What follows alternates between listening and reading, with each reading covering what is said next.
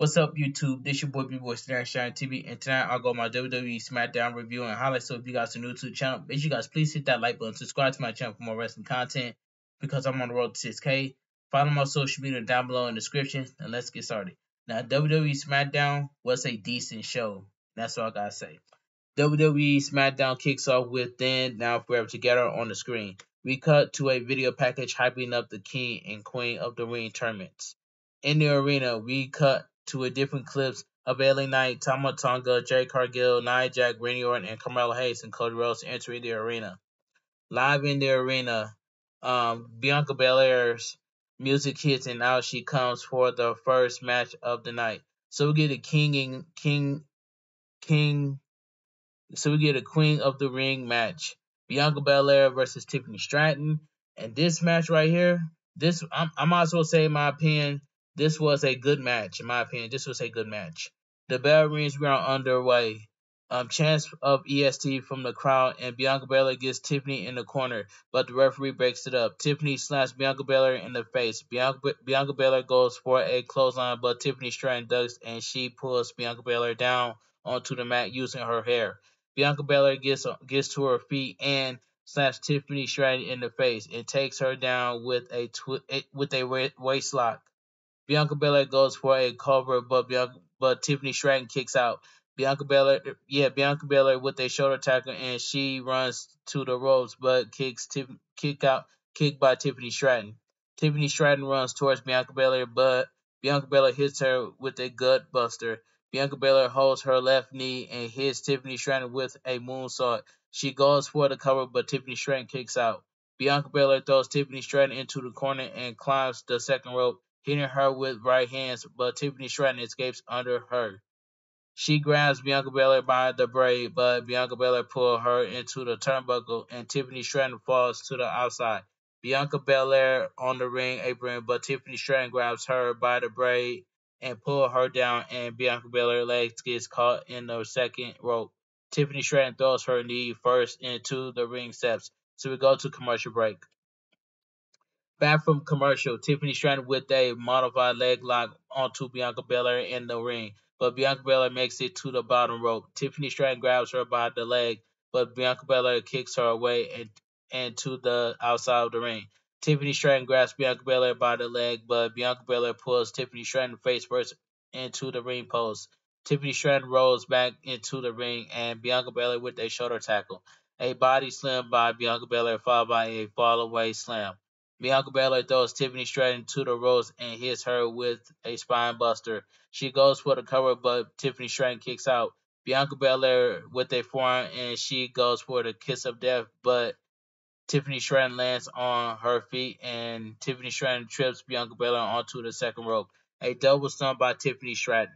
She goes for the cover, but Bianca Belair kicks out. Tiffany Stratton goes for a back elbow, but Bianca Belair reverses it into a modified release German suplex. The fans chant Tiffany time,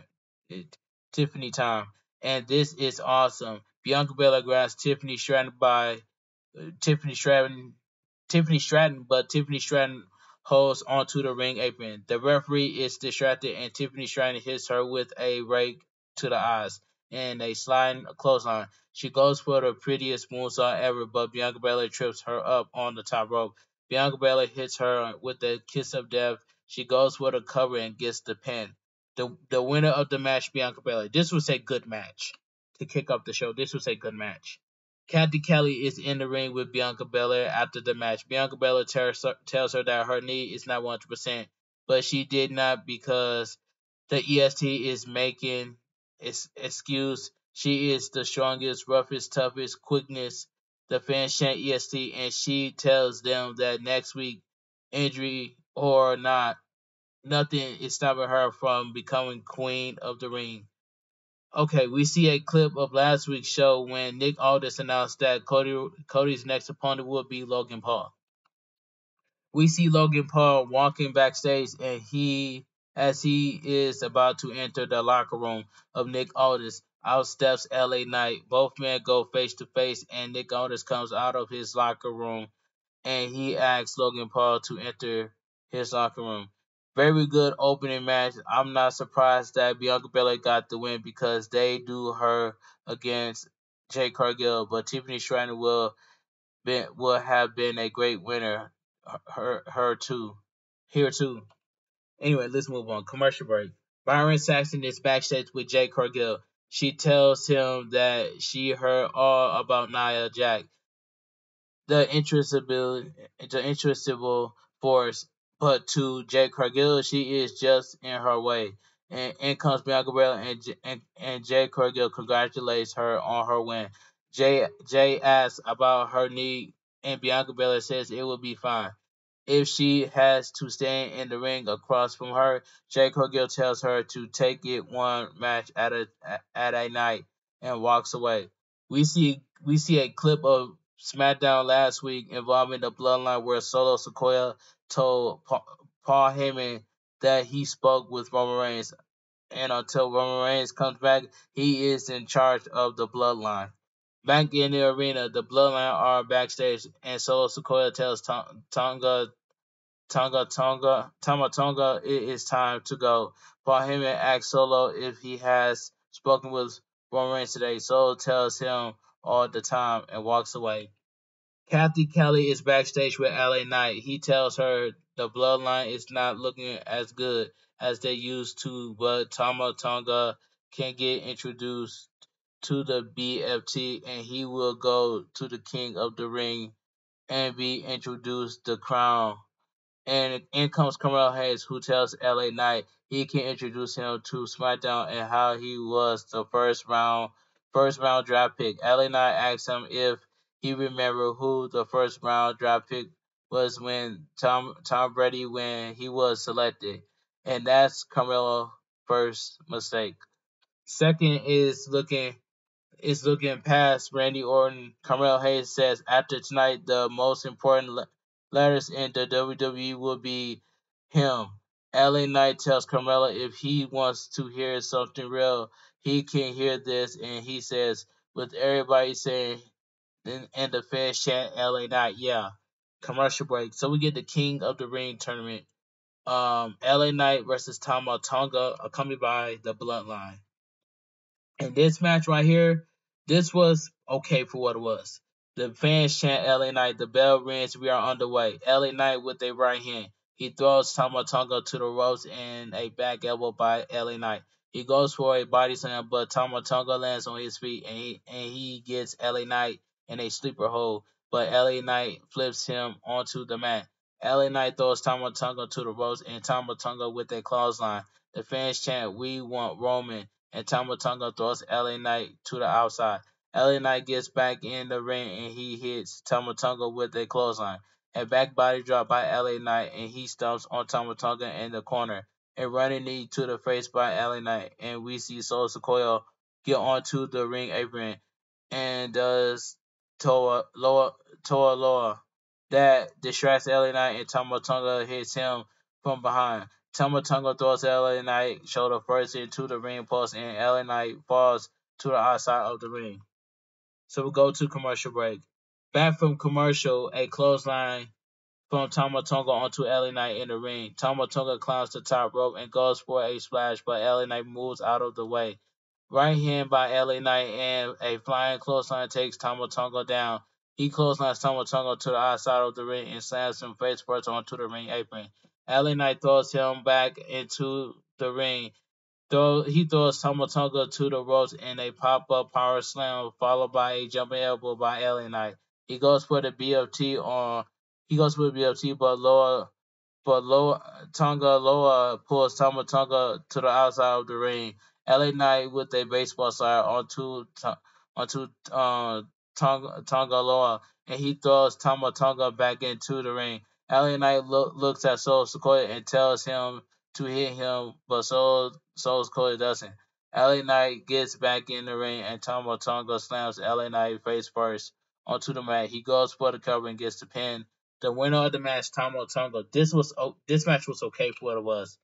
Good match, but not a fan of that ending, and neither were the fans. Just judging by their reaction, Tama Tonga is a bit like Jay Cargill, and that they are building them up, not to lose, but LA Knight winning King of the Ring could have been fun. Hashtag Smackdown. This match was okay for what it was. So we go to commercial break. LA Knight is backstage with the referee Charles Robinson arguing, and he walks past Carmelo Hayes, and he tells LA Knight he wasn't able to get it done, and LA Knight pushed Carmelo Hayes. Both men argue, and the WWE agents break it up. In the ring, SmackDown General Manager Nick Aldis is in the ring with two tables and chairs. He introduced the United States Champion Logan Paul to the ring. WWE King of the Ring Championship match contract signing. Okay. In this contract segment, it was a solid promo. Solid promo by Cody Rhodes and Logan Paul.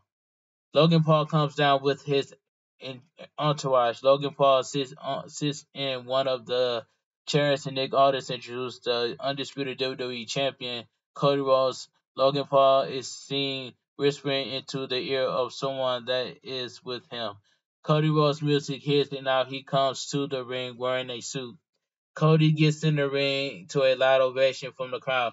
The fans chant Cody, and he sits opposite side of Logan Paul. Cody grabs the microphone and asks the fans what they want to talk about. Cody Rhodes says he loves this place, and he asked Logan Paul on this day 32 years ago if he has any idea what happened on these grounds. Logan Paul doesn't know, and Cody says the reason he knows the reason for Logan not knowing it's important. He says 32 years ago in Jacksonville, Florida, was War Games 1992. It is considered one of the greatest War Games match of all time. And the reason he knows this is because just like these fans, he is a fan of professional wrestling, of what he does. Logan Paul claps and laughs. Cody tells Logan Paul he is not a fan. He described him as a tourist. He is passing through. He is making viral memories, and it is time for him to get off the train and drop the United States champion. And that would make Cody a Grand Slam champion. Logan Paul says Cody saying the same thing the guy before him said, and the guy before him said. They have heard it, but doesn't understand. He says he is not here to listen to Cody Rhodes talk. He is here to sign a contract. The fans booed Logan Paul very loudly. So Logan Paul got that Dominic Mysterio treatment tonight on SmackDown. Just had to put that out there. The fans chant "You suck," and Logan Paul laughs. He says, "What a horrible crowd." Logan Paul looks at the contract and points to something, saying, "There is one thing." Logan Paul rips the contract. The fans chant, "You can't read," and he tells them he could read, and it wasn't what he agreed to. He agreed to wrestle Cody for the undisputed WWE Championship only. He did not agree to put his title on the line, and he figured they will do something like this. Logan Paul has his lawyer with him, and they take out a contract that they made. Logan Paul says this one looks good to him. He tells Nick Aldis to get it done, to have Cody sign his contract. Nick Aldis tells Logan Paul he has enough of him. He has had enough of him and his broccoli head entourage. Um, they did not agree to this in his office, and they all know it. They all know it. He won't stand for it. Logan's lawyer asked Nick Aldis if he is threatening his client. Cody asked Nick to hold up. He is doing a fantastic job. They got put on the spot. Cody tells Nick Aldis to let them finish the paperwork, and he will bring it to Nick Aldis' office. Nick Aldis leaves the ring. Logan Paul says he signed the contract, the match he made. He says Cody is not done anything to deserve a shot at his United States Championship. He asks Cody what he has done because he has proven every time that he is worthy of every title in this industry. Like Jake Paul's next victim, Mike Tyson would say sign the contract, big boy. He throws the contract towards Cody and stands with his United States Championship. Cody tells Logan Paul the honeymoon with him is over. After their match, Logan will find out exactly who Logan Paul is on the inside. He mentioned Mike Tyson in 8 days as WWE Hall of Famer will knock his brother out. And in the Saudi Arabia and a future WWE Hall of Famer is going to be him. Cody signs the contract and Logan Paul goes for a right hand, but Cody Rhodes ducks and clotheslines Logan Paul to the outside. He knocks one of Logan's entourage with a right hand and powerbombs him through a table. Cody Rhodes throws Logan's United States Championship at him and his music plays. Okay, that segment was solid. But like I mentioned, I'm going to mention this now. Cody Rhodes does not need the United States Championship, and that's facts by itself. And I am just going to leave it at that. We cut backstage with Kathy Kelly is backstage with Nia Jax. She tells Kathy to stop it. Jay has to hype herself up. Jay is strongest, impressive, and she is. But Jay won't be the queen of the ring. Nia Jax will be the new queen of the ring. Her music hits and the camera follows her through gorilla into the ring. I do not want to see Nia Jax as queen of the ring. I want to see Bianca Belair as Queen of the Ring. That's just my opinion, and that's all I got to say. Another solid promo. Cody Rhodes and Logan Paul are just great, and Logan Paul is one of the best at cutting promos. He just knows how. I knew they would get out of a way to have the United States Championship, and it's smart they did. Hashtag Smackdown. All I have to say is Logan Paul is one of the worst. Is one of the worst WWE United States champion in WWE, and that's facts. And I'm gonna leave it at that. Okay, commercial break. So we get Queen of the Ring match: Nia Jax versus Jade Cargill. Squash match. This match was squash. The bell rings were underway. Nia Jax with a shoulder attack onto Jade Cargill, but Jade gets back up and hits her with a spine buster. Nia Jax falls to the outside and she drags Jade to the outside. She throws Jade on the outside and Jade looks at her daughter who is at ringside. Nia throws Jade and she tells her daughter that her mom sucks. Jade hits Nia with a super kick. She slams Nia Jax face first onto the announcer table. Nia Jax in the corner, and Nia Jax goes for a splash, but Nia moves and she hits the ring post face first. Nia Jax clotheslines Jay over the barricade. Nia Jax throws chairs around at ringside, and she headbutts Jay and throws her back towards the ring. She grabs a chair and goes to hit and she hit Jay Cargill with it, but Jay Cargill blocks it. She grabs the chair from Nia Jax and she hits her with it, and the referee calls for the bell. The winner by disqualification, Nia Jax. This match was squash. Both women fight back over the barricade and towards the ring. A European uppercut by Jay Cargill and Jay Cargill with the headbutt. Jay Cargill is cut open and both women fight. Out comes WWE officials who break it up. Okay, very surprising that Jay Cargill lost, but having her lose by disqualification was smart. My thing with this is it. My thing with this is they could have had Tiffany Stratton win and have her be the queen of the ring. Hashtag SmackDown. That would be god awful. As Tiffany Stratton as queen of the ring, that would be god awful. Thank God that Tiffany Stratton didn't win, and that's all I gotta say. Let's move on. Commercial break.